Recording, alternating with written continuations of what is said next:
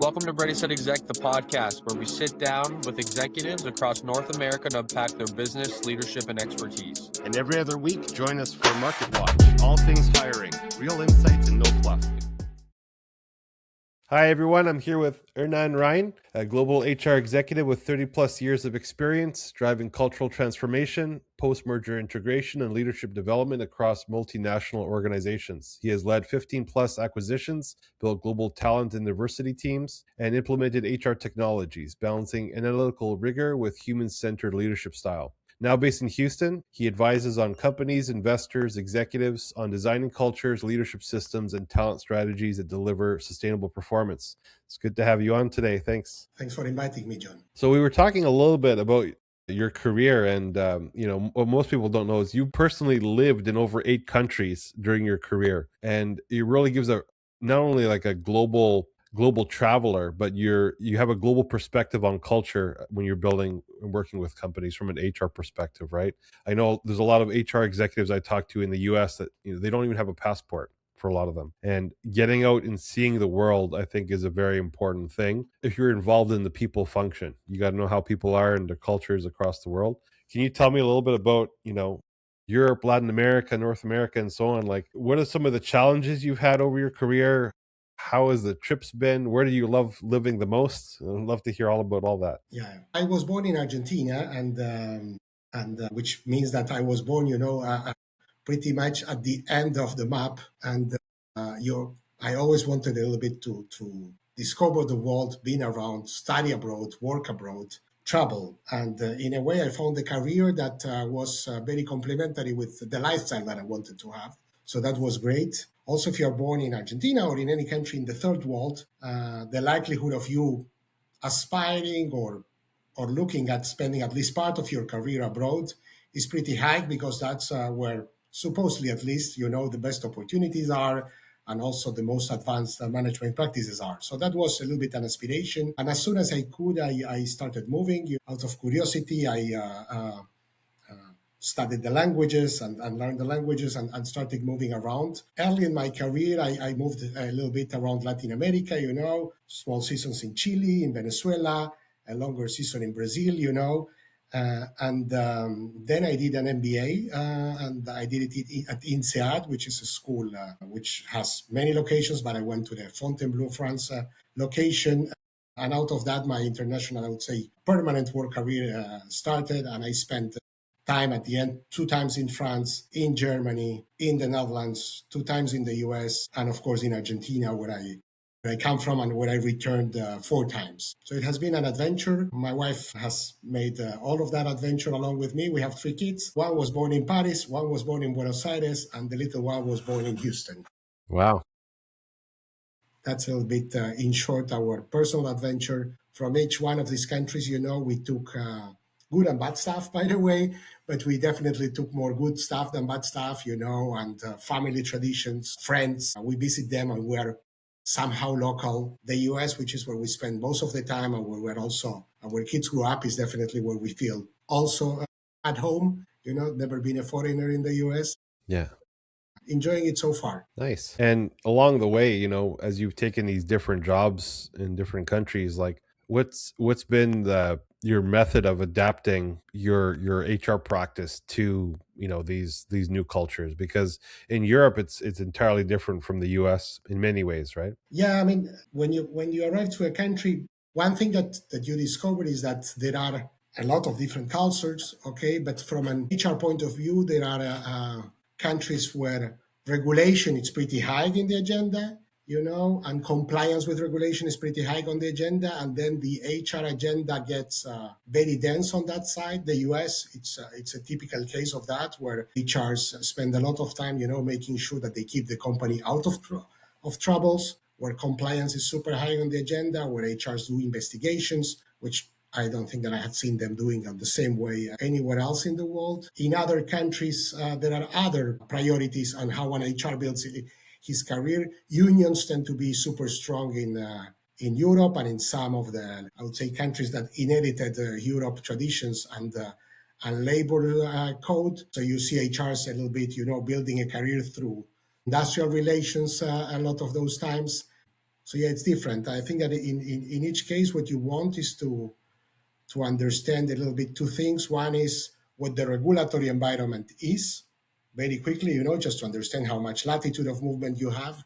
The other one is how much that culture differs from your culture and your intuitive ways. Yeah, and I mean, I guess it could be a bit jarring at first, where you're used to doing certain things a certain way, and if you're a practitioner, you're like, well, this is my system, and now you're having to adapt to new regulatory issues and so on. And do companies do a good job of like onboarding their, let's say, out of country people that are coming in to learn this new thing, like, or is this something like, oh, I had to learn this all on my own, I had to Google regulations, I had to interview people? Do you have your own system for doing this as you go from country to country? So Because I I can was imagine lucky not enough everyone. that, Yeah. yeah, definitely not everybody does a good job there.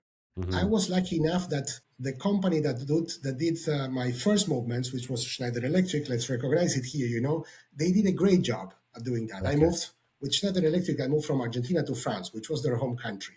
So the receiving package was extremely well developed. And I received even a 2-day training, into French culture, which brutally accelerated, I would say, my onboarding into what could be done and what shouldn't be done in France. Then you can decide, by the way, to be aware of it or not. You can also decide sometimes to your advantage to play full because you have the excuse that you're a foreigner and that you didn't know. Yeah. That allows you a little bit to stretch a little bit the limits of what sometimes locals cannot do. So sometimes being a foreigner, it's an advantage. Having an accent might be an advantage in certain situations, but you need to look at that. Later in my career, though I was slightly better prepared, and I knew a little bit which books to read, which people to speak with, what to look at, but I got a lot less prepared. When I came to the US, the company, for instance, so what was the difference? When I went to France, they spent 2 days explaining to me how French culture worked.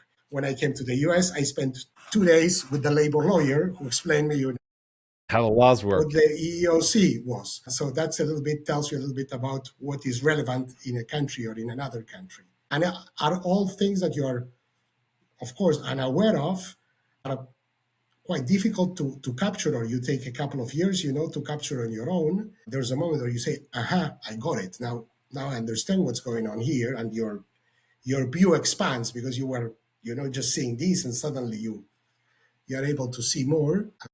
So yeah, each case is different. So I mean, there's definitely like a ramp up time, I guess, and the more training you can do, the better, and that helps, right? But I mean, people are also a little bit the same at the same time, like how we learn, a lot of the values and so on. How do you bring yourself to work?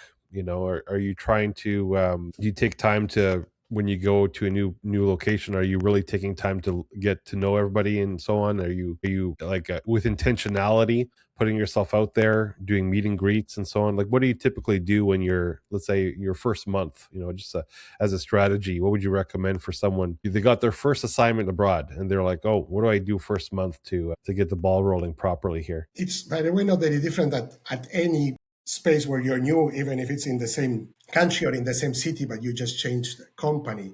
I think that people are the same all over the world, but the expectations of how you behave are not necessarily always the same. Yeah. So what you're trying is to create trust as fast as possible, like in any relationship. And the way in which you create trust is different. In a Latin culture, a lot has to do with relationships, and you would expect to spend a lot of time, building on the social side of the relationship before entering into a performance discussion. In some cultures, direct communication is welcome. In some other cultures, direct communication horrifies, the person. In some countries, people will answer yes while not meaning yes, and you can be confused there. So what you do is you spend a lot of time, meeting people, listening more than talking, as much as you can, trying to understand where they are, where they're trying to go, and showing yourself in a transparent manner, not in an artificial manner, not in a different manner, trying to build trust, which is the first step. Your ability to build trust as a newcomer to a culture, it's always diminished, because there are a lot of things that at the beginning you're not understanding. And also people assume things, right or wrong, about you based on where you come from, your accent before the presentation. John, you commented that your family came from Greece, and I assumed a lot of positive and negative, I would say, characteristics that the Greek have gave to you, and they might be true or not. Yeah. And sometimes that's an advantage because we all like Greeks and their food and their party. Most probably, we don't think that the Greeks are going to be the best engineers in the world, and that might not be the case. So that's a little bit what you come from. Which is funny because my dad and two of my cousins and my brother are engineers. But yeah, no, I get that, and I guess it's also navigating our own biases a little bit as well, right? As you're going from country to country and getting to know them. That's part of the fun part of traveling, right? And getting into immerse in the new cultures. So you do your onboarding, you try to learn the culture and the regulatory environment as you go to the new locations and so on, and then you're starting to build your global teams, right?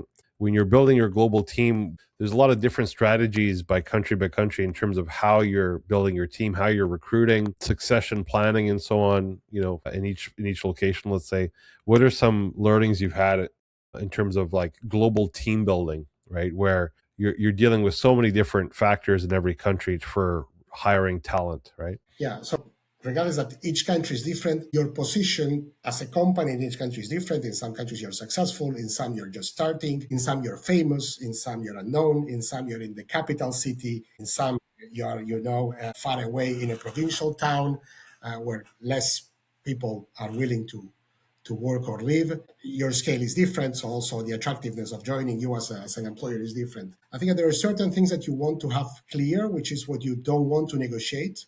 Typically a global company needs a global culture, and then you need to decide what is that in the culture that everybody needs to have. And it's not a lot of things, but it's a few very important things, which in general have to do with there are certain behaviors that we want to see on people, and there are certain behaviors that we won't tolerate on people. The classical leadership behaviors that companies, many times end up writing. Once that is clear, you need to understand which skills you need to make somebody successful in that job. And as we mentioned, and if we stay in a very basic HR example, in the US, you will look for a traditional HR person, most probably, which will bring a very big compliance. I would say in Southern Europe, you will look for somebody with high negotiation skills, able to navigate a little bit more, gray areas, unions. In parts of the developing world, maybe the country where I come from or others, you would look for high ethical standards because you need to be able to trust a person in environments that are not always working perfectly. So you go building it, according to that. Again, shared values, shared leadership behaviors, skills differ based on the business needs that you have in each place. Yeah, and I think some of the things you've done too was like develop partnerships with some of the business schools, right, in the country and so on. Like I think with Vopak, you had done a whole pipeline you had built, right, for talent. Can you tell me a little bit about like how you partner with schools and how do you build your bench strength, right, and your talent pipeline for a lot of these positions? Because in some cases you have to almost train people for the jobs in certain countries where they don't have those skills that are needed. So you're like, oh, let's partner with a school and have a pipeline of candidates, right? I think that you do two things with schools. One is a few things. One is you borrow a famous brand that you might not have, but basically you associate Oxford or what was the name of the school in Mexico? It was similar to it. Yeah, IPADE, sorry. You borrow, a very famous brand and you associate it with your company. And that helps with your employee value proposition, both for existing employees and for candidates. They think, okay, if they work with that famous, prestigious university, they must be famous and prestigious, too. The second thing that you do is you try to be very selective about who you recruit, depending on which business you are. If you have many businesses that I work with were very global businesses, but not very large anywhere. And that's a problem because sometimes you struggle to develop a pipeline. So you need to move people around. But you need then to find people that are willing to move around and able to adapt. And there's a lot of people that can do that, but there are certain demographics that will do that easily. First generation professionals in the first world. So first generation Canadians, to stay with your case, are more likely to adapt in an European environment than fourth generation ones, because it has been the story of their house. In their house, there was a culture. In the street, there was another culture. So they already come most probably bilingual and somehow trained and even enjoying the fact that dealing with different cultures is not only complex, but actually it's cool. I like it. people that come from small cities. Many times people coming from small cities already needed to move, in order to get a job. So you needed to move from, somewhere in the middle of Nebraska to Boston, So that's once that you already moved, you're a lot more likely to move to Dubai because anyway, you left a little bit your family and your friends from your life behind. You find out that it was not that difficult to do it, and you see all the other benefits of for your career and for yourself and for your family of exploring the world. So that's a little bit what you look at when recruiting, and typically you're successful with that. Coming back to the schools, aside from borrowing a little bit their brand, what you look is for a serious, I would say, leadership development curriculum that you can develop with them. And then you need to find a cost-effective way and a smart way to implement those trainings, because flying people from all over the world to a renowned school can be super expensive. So you want to do that because you want to give people that experience, but you can also, with today's technology, mix it with a blended learning, experience and some local, supported learning by any of the global organizations like Korn Ferry, as an example, that can supply you with that. No, it's interesting having, thinking about who you can partner with and having a pipeline of candidates, right? I think for many companies are finding that like there's a skills gap out there for certain positions. I know like in network engineering, for example, there's a company called Fortinet that does that. They have the training program and then you're hiring directly from the program directly into network security and cybersecurity. So I think having a talent strategy where you're identifying your talent gaps and then figuring a way around that on a global perspective must be a lot of details in that. You have to think of every position for the company globally. And I mean, thankfully I'm sure you had a director of talent to support you on doing that, right? When you're in global operations. Again, it's very different. There always will be a place where you're the local one, the home country of the company, where typically, because of the passage of time and the size of the company, it's a lot easier. Everybody's grandmother knows the name of that company, and everybody wants to work for that company, and it's easier to do it. And then there are the new market entries where you don't have that advantage. That's where you need to play smart and understand what your niche are. There is a lot of talented people out in the world. You don't need to go for all of them. You need to go for your talent niche, which is the people that will feel attracted to work for a company that offers what you will offer. And sometimes you offer scale, sometimes you offer mobility, sometimes you offer autonomy, you offer learning. I mean, you need to understand what you're offering and go for people that will get excited with that and will stay longer than usual, if you keep on offering that. And do you find like for intercompany transfers that most companies were open to that, to moving people once you're in a global company to move to other countries? Or was it on an as needed basis? Oh, we have a role we really need filled. And like, how did they operate from that standpoint? So I think that there are two trends happening there. One is companies like to move people because, especially leaders, because it federates the company, it federates the culture. When you're entering a country or when you're too small to develop a very strong pipeline in a country, moving people from abroad, helps a lot, or moving people out and then back in, the famous Chinese returnees help a lot,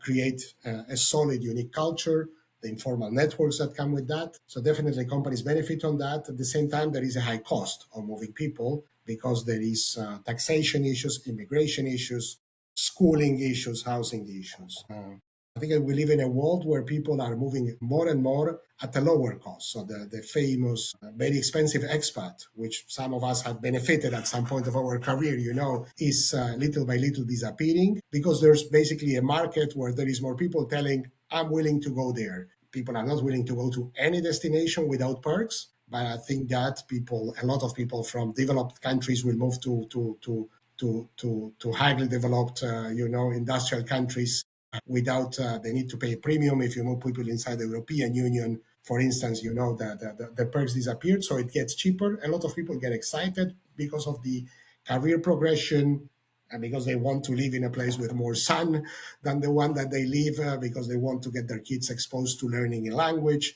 or other reasons. So a lot of people do that. So you see both happening, which is more people are willing to move. I recommend moving to people in their careers. It worked for me, not only professionally, but especially personally. And I recommend that you make it easy for your employer, because then the likelihood of them moving you will increase. And at the end, you benefit from it. But again, it's everybody's choice. I mean, that's one of the perks, I guess, for working for a global company is the potential of maybe a placement somewhere if you can figure that out. So that's for some people it's an tried, but option. it's not.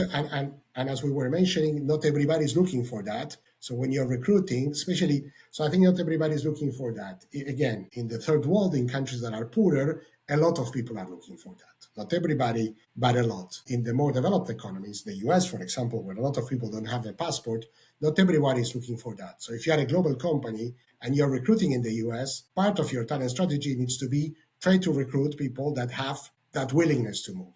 And how to detect it? They lived already abroad. They have a foreign wife. They are first generation Americans. They speak a language. I know that there are signs, that you will get. It's not that it's the only people that will move, but you have a higher chance with those people that they will be not only in the interview process, but also later, willing to go abroad and enjoy that unique value proposition that you have versus a company that is not global. If you're in the opposite situation, actually you cut their career short, because they know that if I don't move abroad in this company, I will most likely not progress that much, because it's the people moving who are progressing. So it depends on who you recruit. No, it makes sense. And we've done a lot of relocations within the US from state to state and so on. So there's certain things that are, let's say, unified across sort of those kind of people that are willing to make a move, right? That they've moved before, as you said, and they're looking. So I think there's some people looking for experiences, and there's some people looking for better outcomes, better quality of life, right? So I think it can be a mix of both, or one or the other even. So I guess this is where having a thorough interview process is important, right? To sort of Yeah, and again, an understanding, you need to look at analyze a little bit your existing talent, pipelines and group of leadership, and try to see, okay, what worked, what didn't work, what's the reason behind that. Yeah. And I guess that kind of ties into something else that you've been a big part of is all your M&A activity you've done. So there's been over 15 companies you've integrated and so on. We're talking about how do you integrate culture not only across multiple businesses, but then when you're acquiring companies that may have already their existing culture there, and you're trying to, hopefully you're acquiring a company that is similar in culture, where it's not a big ask to change the mindset. If you're a very high performing company and then you're hiring a company that's sort of like taking it easy, slow growth, that can be jarring for people when everyone's like, okay, we're KPI oriented, and then everyone's like, we don't really track KPI here. So you have to be values aligned already. But how do you work with these integrations? What's the strategy behind it, and how do you work with culture that way too? So there, the challenge is that though you mention it, acquisition is stopped because there is a values misalignment. Typically, there are other metrics that are being looked at. Yeah. Basically, market size, technology, access to a customer base or to some IP. The rest will need to be solved and can be solved, not magically, but can be solved.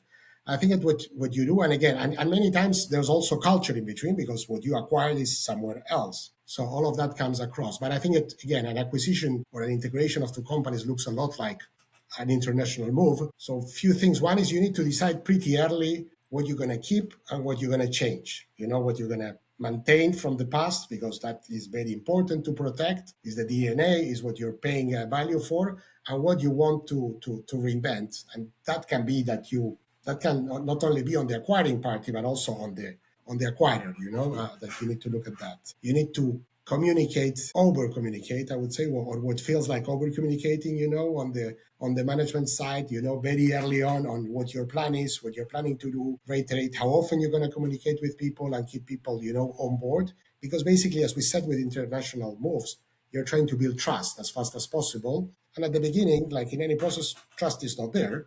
Not that there is mistrust, but people are assessing if they like the new situation or not. Then comes the more challenging part, which is once that you decided what to keep, that it's easy, it's what you're going to change, and how fast are you going to be on that change. So, and you want to strike a balance between not taking forever, because then you don't really execute on the strategy of the acquisition, and generate the value that you expect, and at the same time not breaking it. And that you need to have the pulse of every situation, in order to do that. In order to do that, you need to have a very good infrastructure in place, good technology, solid policies, solid processes that you can deploy relatively fast, a very good gap analysis of where people are to onboard them. But the cultural side of the integration, will take time. Mixing people, bringing people in, sending people out. Of course, that helps a lot. What sort of typical talent, like what would you say is an average if you're acquiring a company and you need a cultural integration? How long do you think that takes to actually get cultural alignment with everybody, or at least the majority, let's say? Is it people tend to quit and this is what does it, or is it sort of just it just takes time and immersion with everybody working together? I would say that it depends, of course, by how far or short the distance is. Many times the senior leadership, so there's a senior leadership that in a way wins and a senior leadership that in a way needs to adapt. There is a group that needs to adapt more than other, a group that needs to adapt and a group that tells adapt to our style. On the group that needs to adapt, there are people that decide to leave. Sometimes that's not bad because it's what you prefer to happen because they are not willing or able to change. Sometimes it's very bad because they might live with part of the value of what you acquired. So you need to be attentive over there. I would say that on average, you take at least 6 months to fully onboard the company in the best cases, and you shouldn't take more than 18 months to be on the other situation. Having that said, again, a culture that has been present for many years stays forever. I worked in companies that were the result of a merge, and 30 years later, still the very old employees talked about, I was originally in this company or in that company, or mentioned there was a company where there was the green people and the red people because the logos of the companies were like that. And people told me, no, I'm a red one. I'm still a red one, and I was like, what are you talking about? Worked for the predecessor, and that's where the good people came from. Yeah, I guess, some people will never accept it and they're stubborn, and it takes sometimes time to get everybody rowing the boat in the same direction, right? That's Yeah, not everybody. A lot of people get excited with the acquisition. Some people didn't like the previous management, and they get more excited with the new management. Sometimes when you get acquired by a larger entity, your career opportunities also expand. There's a lot of good things that happen, basically. And I've seen that. I've seen, senior managers that came from acquisitions that in the companies where they were totally, stopped in their career progression because there was nowhere else to go, or there was an owner maybe there, and then suddenly they got acquired by a larger entity and they could go abroad, get a promotion, learn from other people. Again, depends on who you are and which point you are in your career there. There's a lot of pride on being in a company, but there's a lot of pride also on gaining scale, and on getting access to capital and to technology and to good practices. Overall, it's not a bad thing for a company to become part of a larger entity. Yeah, I guess you're right about expanded opportunity for people where they were stuck. And we see that a lot where, if it's a bigger company buying you, then there's definitely room for growth, and being able to new job titles pop up as well for people. So it's not always a negative, as a lot of times it can be, but we just hear the horror stories in the news, right, of these acquisitions and so on. And that's right, because there are horror stories also because a lot of times only the senior people are talking and they have more to lose than other groups. Yeah, basically. no, for sure. So one of the things you've also done, and I think this is an important one, which drives sort of that global HR experience, is HRIS systems. Bringing in HRIS systems, like I think Workday implementations, things like that. I've seen some Workday implementations where it takes a year or two to finally get it working right, and it's so much pain to bring in a new tech, right? What's your experience been in terms of these integrations, and like how do you do it right without having all these pitfalls of usage rates and problems with training, problems with working with all the systems globally, right? And having everyone be on the same page with these new HRS systems that you want to bring in. What learnings can you speak to for that? So a few things. One is you don't do that because it's cool. You do it because you need a common HR infrastructure to run a complex organization. So you need a common, a set of practices, policies. You want to put the entire company in the same calendar, having the same rituals happening at the same time. That builds culture. You want to pay people in similar ways, not necessarily the same across countries, but if you want to have a variabilized sales force, you want that to happen in a certain way. If you want to bring learning about, topics that might be important to you on the compliance side, like safety or sanctions compliance, or on the ethics sides, like your values, or competency skills. And for all of that, you need a system to deliver that, because it's a lot easier to do it like that than to tell everybody, figure out how you do it. This is what you do. So for that, you go for an HRIS. There's no perfect HRIS because either it will be too long to implement and too expensive, either it will be a little bit limited and not that easy to for the user to use. If I need to pick between the two, I would pick the second one, which is the one that allows you to very quickly migrate from Excel files, which everybody has, into a fit for purpose solution that allows you to first have, a set of data that supports decision making. Suddenly, again, I've been in companies where we didn't know what the headcount was for a long time. We had an approximation, but it was plus Crazy. minus 300, and plus minus 300 was 10%. Was not like 1%. So you want to know that, and then you want to, and the easier way, it's again, you basically put everybody in a system, and that system onboards, offboards people, trains people, does performance management on people, does variable compensation, including bonuses on people, so on and so forth. Yeah. That's funny because there's no easy way to do this, and some teams, then you depend on the local capability. For some people, it's a walk in the park, and the same group in the same place maybe thinks that it's impossible. You try to build, like any change, into some solid cases, and you release a module at a time, and you release modules as per their importance for your business. So typically, performance management is super important in order to drive a business to results, and a company cannot drive without that. And it's not the most difficult one, though it's complex, to release, because it's a 1-in-a-year event, typically with some reviews in between. So you might choose to start there. Well, what are you seeing in terms of all this data now? So you get the dashboard, and this is, I know a lot of people with Power BI and so on, they're creating these dashboards, Workday, so on. Now that you have these dashboards, what are you finding that people they're not using the data right, or they're not using it correctly in their decision making? What would you tell people in terms of like, how are you using the actual data? Because I don't think everybody is using it the same way or knows how to use it properly. Well, we get more data than what we need to make decisions. And that's a problem, because then people get excited and say that we know now what the average shoe size of the employees is, which is like great, but so what?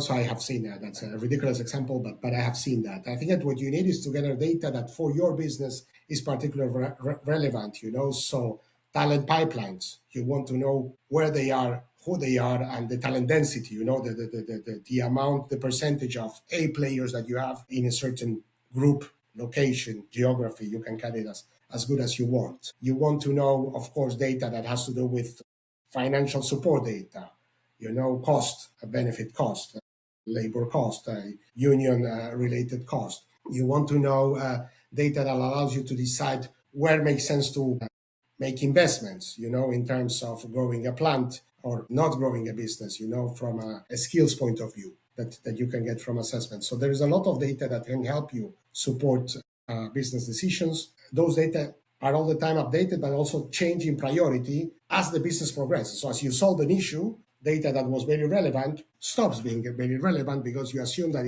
it becomes a hygienic factor. At the beginning, you're worried about how many people, whatever, have performance targets, because you want your sales force to be very, targeted into a certain directions. One that you get into that practice, that number becomes whatever, 95%, you assume it as an hygienic factor, and you move to other type of topics. So it depends. You need to be smart. I don't think that you need very sophisticated HRISs, by the way, to do that. I think that, again, I have used Workday, but I have used other more basic ones, and you got the same data. So what if you have to say from an HR perspective, what are some key metrics that you look at?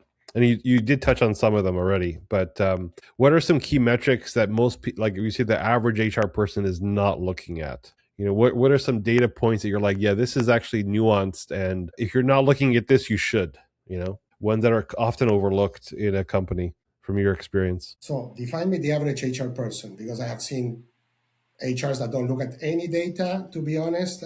Let's say someone that looks at data and they're looking at, retention rate, they're looking at maybe time to hire, retention rate. Maybe they're looking at some DE&I diversity statistics. They have a basic understanding of the data, but then it's sort of like, how do they? Maybe they may not know exactly how to act on certain things, or they're overlooking other data points that are probably more important, or to the business. Well, there are data points that are easier to collect because they are a little bit passive, a little bit like headcount or retention or absenteeism, or cost, in a way. You have that data.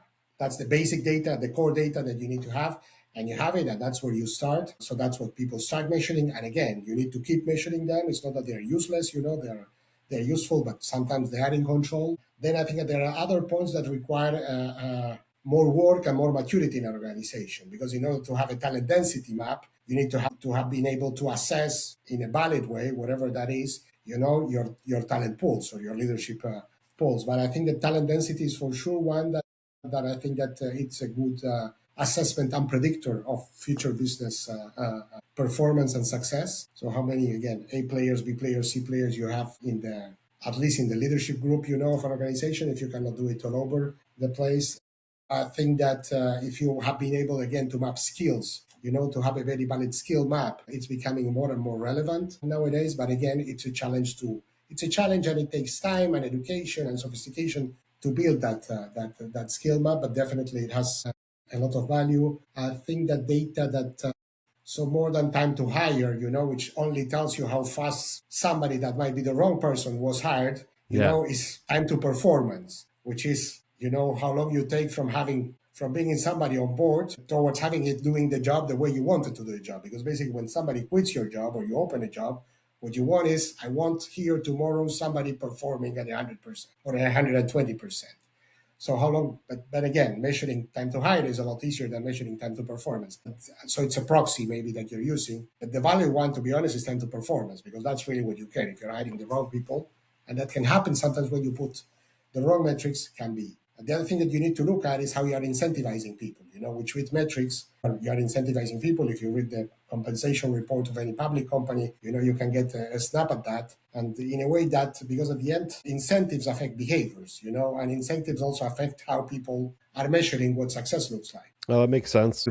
Just to dig in a little bit into the skills mapping piece and the talent mapping piece, like, how are you gathering that data? And just trying to get an idea of that, because that seems, from the talent perspective, is this from manager evaluations, the quarterly evaluation reports, or your annual evaluation where you're giving, as well as keywording their resumes and so on and so on? Like, how do you build these maps? So ideally, it's a mix of, I would say, collective management perception. So not a singular manager, but most probably a leadership committee, at the level above that manager, which includes the boss, few colleagues, an HR professional that facilitates that conversation, which collectively will have a perception, and also some metrics that you can have, and some psychometric tools, like the leadership assessment potential that Confirm with us or others. You need to do a mix of, then evaluate again how fast you want to move, how much you want to invest. But there are nowadays, especially with AI, some cost-effective tools.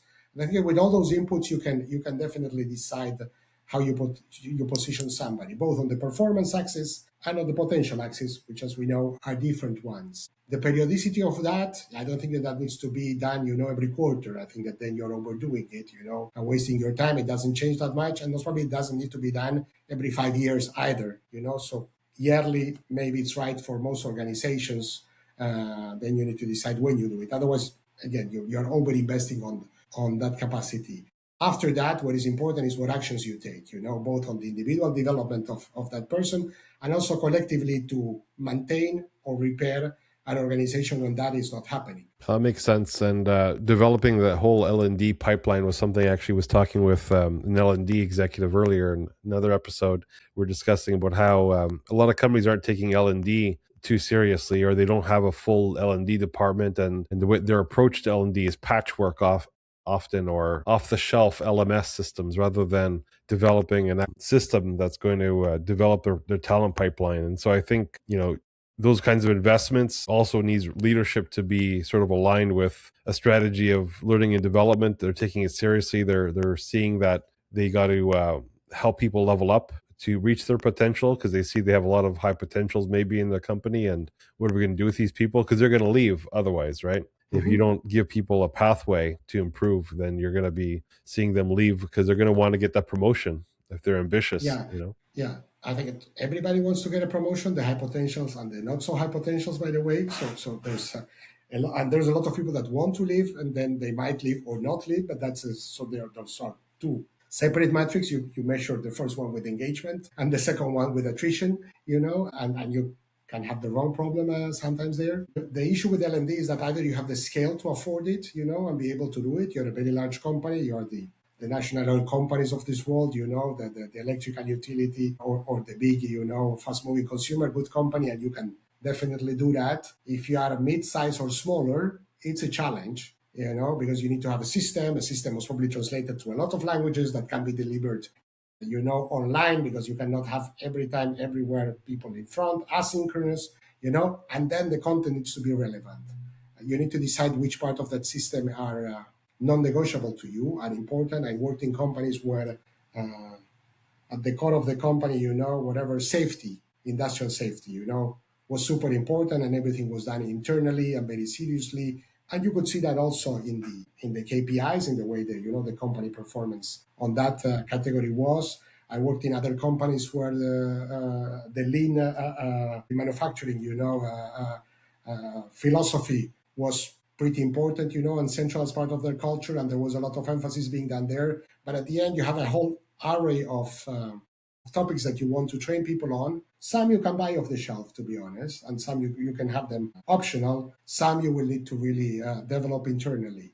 But it's an effort. It takes money. It takes time. Again, there's a lot of now acceptably nice technology that makes them a lot nicer to do, a lot cheaper to roll out. But you need to have a team with the time and the exploration spirit to go for it. Otherwise, you end up a little bit just checking the box, but not really moving the company forward. I think that management doesn't take it very seriously sometimes because they are frustrated with it. They have not seen it doing what they were promised to do. And Yes, tracking those outcomes and having the right data is important when you're making these decisions, right? I mean, to see the ROI on these programs. I think from the HR perspective, that's one thing we see is a lot of executives, they're having difficulty giving the business case behind a lot of their programs, or talking in the ROI, KPI, the CFO language that we need to have in order to get approval for projects, right? Yeah, also because the world is complex, and it's difficult sometimes to prove